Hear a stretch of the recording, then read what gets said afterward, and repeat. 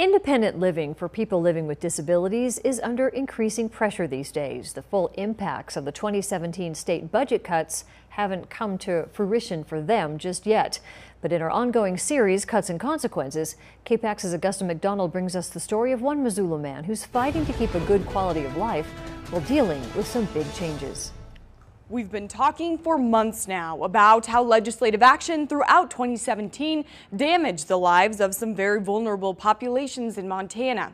The full consequences aren't even realized yet. Here's the story of one Missoula man fighting to keep a good quality of life while dealing with some big changes. Cooking, grocery shopping, getting to appointments.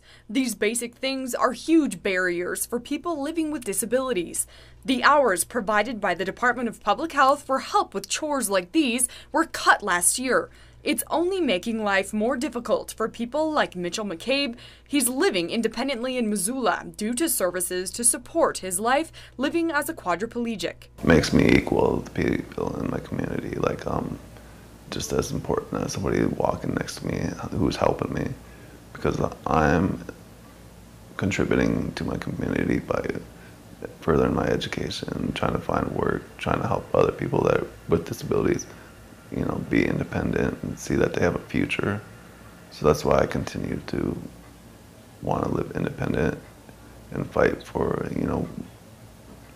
against the budget cuts that are happening. He uses his art to take a break from reality and maybe in the future bring in an income. I found art as a way or another to relate with my peers and stand out a little bit and see that, show people that I'm still able and capable of progressing in life. McCabe says his art, schooling, and time spent supporting others is possible because he lives in the community and not in an institution. Montana Department of Public Health officials say they have not seen a drastic increase in institutionalization since cuts to community-based care happened in 2017. In the short term, while we are very concerned with the with impacts in the local community, we aren't seeing the mass shift that there is fear for. Disability rights advocates are saying differently, and they are not confident this trend will last. We have not seen the worst of even the results of the cuts yet, to say nothing of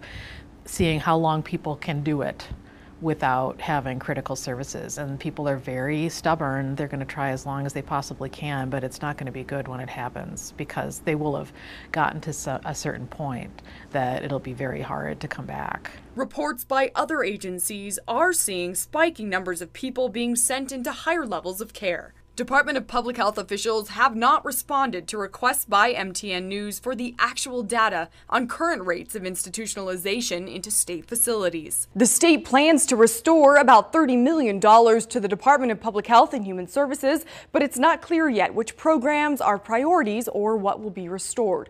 An outline of where the money will go is expected to be released on September 1st. In Missoula, Augusta McDonald, MTN News.